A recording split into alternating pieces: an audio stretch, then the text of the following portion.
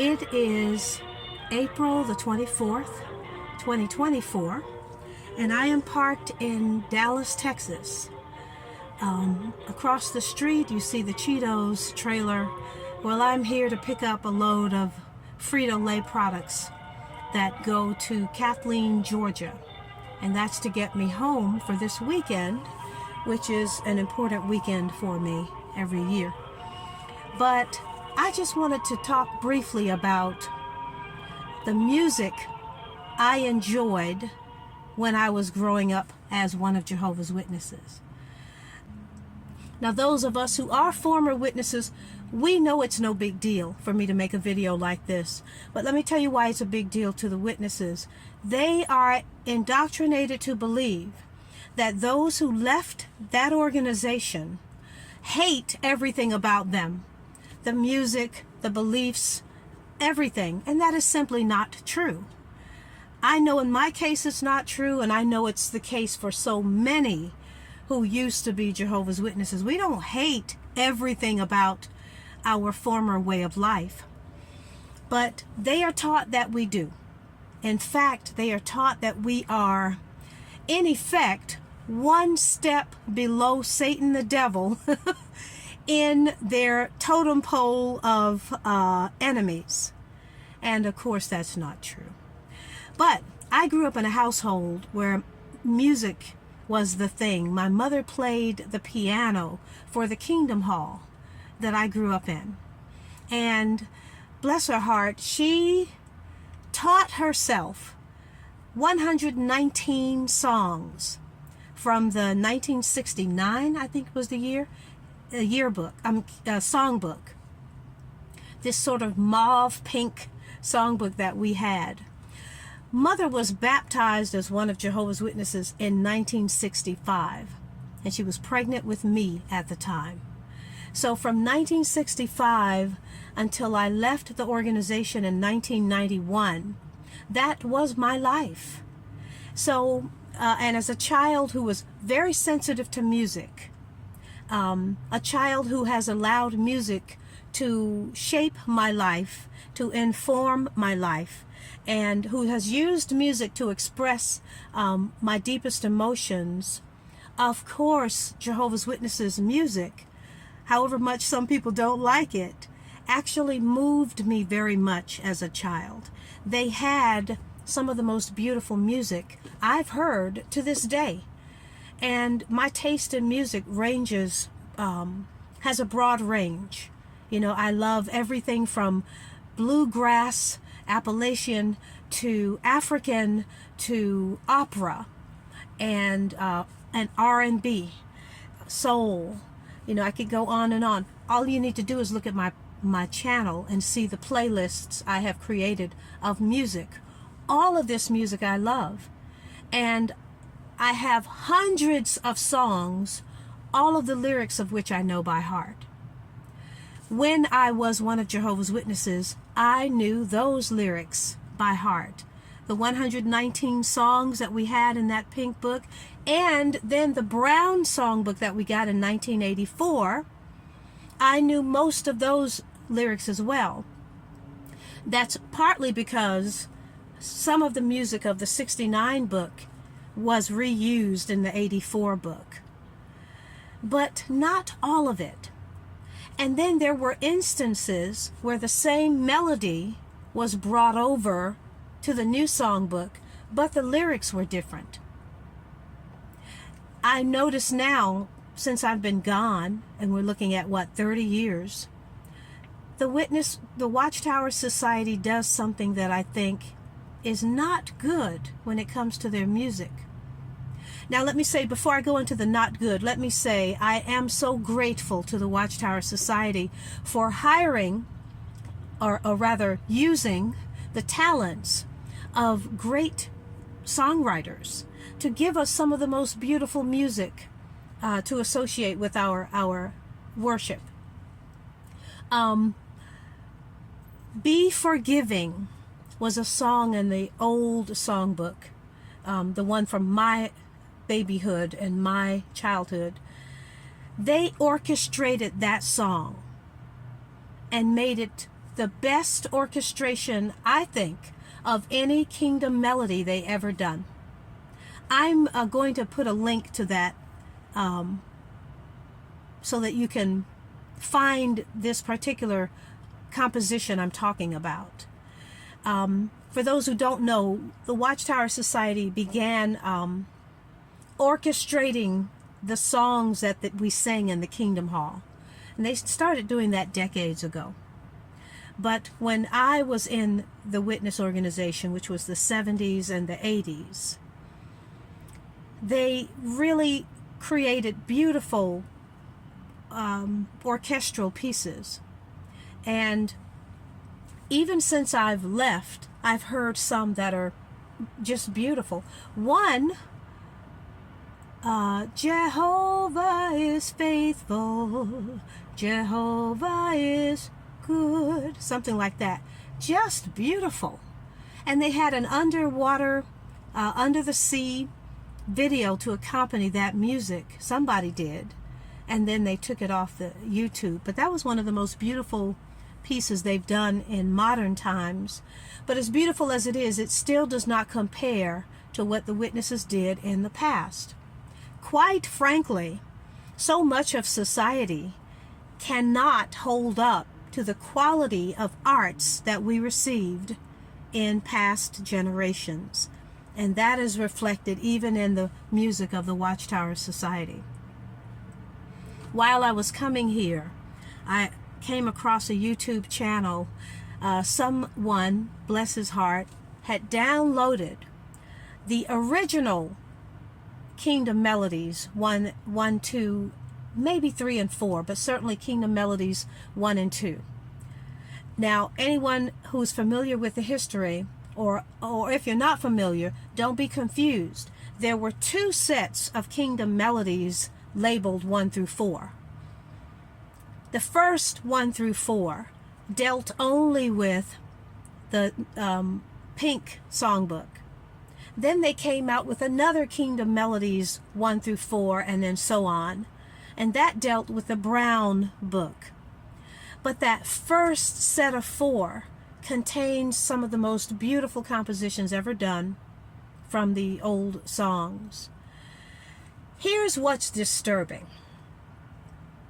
I have found that if I go online to try to hear someone play some of the songs that touched my childhood, I will hear the melody, but the lyrics will have changed.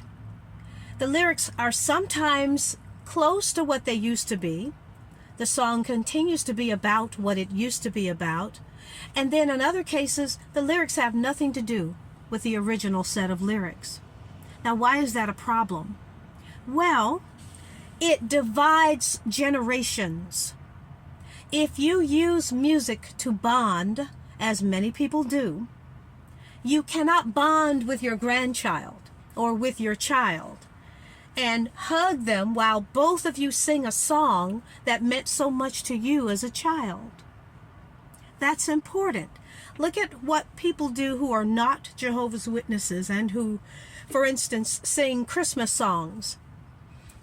Generations of one family can get together and sing Christmas carols, and all of them know what they're going to sing. From great-grandmother to great-grandson, they're all singing together. They are bonding over beautiful music that means something to them because it's attached to a culture or to a tradition, that is meaningful. The Watchtower Society robs Jehovah's Witnesses of the opportunity to do that. I remember trying to find fear not those who kill the body, but cannot destroy the soul. One of my favorite expressions from Christ. And that's how I live my life. I don't fear those who can kill the body. Jesus said, fear the one who can kill body and soul in hell. The New World Translation says in Gehenna. But Jesus said what he said. And so I love that verse. And I also love the song that the Witnesses used to sing about that verse. Now it has different lyrics. Some things should never change. We are Jehovah's Witnesses is their standard. Should be. We thank you, Jehovah. Jehovah is our refuge. The memorial song. I looked up today the prayer of God's servant. That was one of the most beautiful songs in that 69 yearbook. Why do I keep saying yearbook? Songbook. That one went la da dee da da da da da da da da dee da da. Can't hit that high note right now.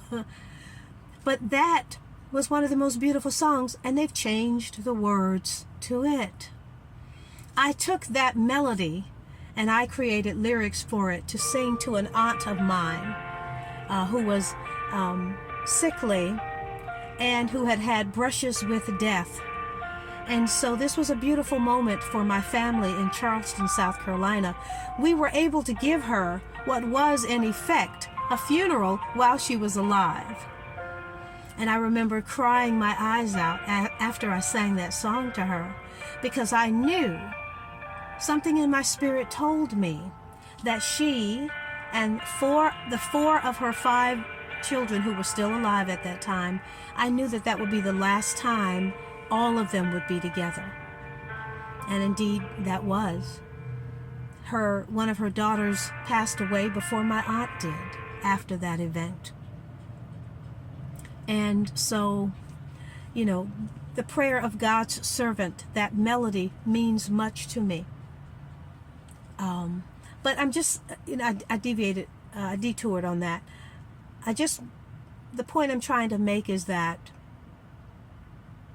I don't understand why the Watchtower Society frequently changes the music. It is disruptive. It does disconnect or prevents generational bonding through music that other cultures enjoy. And I guess I shouldn't be surprised. Any organization that routinely changes its beliefs, its doctrines, its quote-unquote truths, will also change its music. You know, I've long said that the Watchtower Society updates. It says clarifies its governing body members when they announce changes in beliefs. They say clarification and we are clarifying, but the fact is they're actually changing their beliefs. So if they do that, it shouldn't surprise me that sometimes it's necessary for them to change the lyrics of certain songs because these songs reflect a doctrine they no longer believe. I would imagine also that when people leave the organization who were songwriters, then their works are also altered or removed. You know, I guess there are any number of reasons why they do it, but I just think it's not a good thing. But I was touched and moved by the video that I did listen to on the way down from Mount Vernon, Texas to down here, 100 miles. It took me through so many delightful memories, you know. And what I say to those who have left the organization, to be emotionally healthy, don't let anyone cause you to force amnesia onto yourself. That's not healthy. There are beautiful things you can remember if you go back into your witness life. And so go back, find those gold nuggets and reclaim them. You're not betraying yourself in your independence.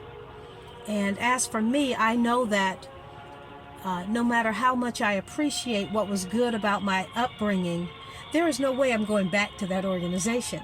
I have now found freedom in following Christ. And there is nothing sweeter than that. You know, I went through a period of 23 years of not serving Christ, not being involved, you know, in religion. And even now, it's more about my relationship with Jesus than it is about anything else. I would not trade that for anything. I certainly would not go back into a high control group such as the Witness organization is. But anyway, that's all I came aboard to say. I hope that this commentary might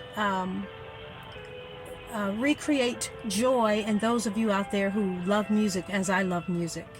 And again, I'm going to link the video that I listened to. I hope that the one who uploaded it won't get rid of it. You know, sometimes people delete when we former witnesses comment about something. Hopefully he won't do that, because what he uploaded was a gift to me, and it might be to so many others who have a right to be able to revisit their early life through music.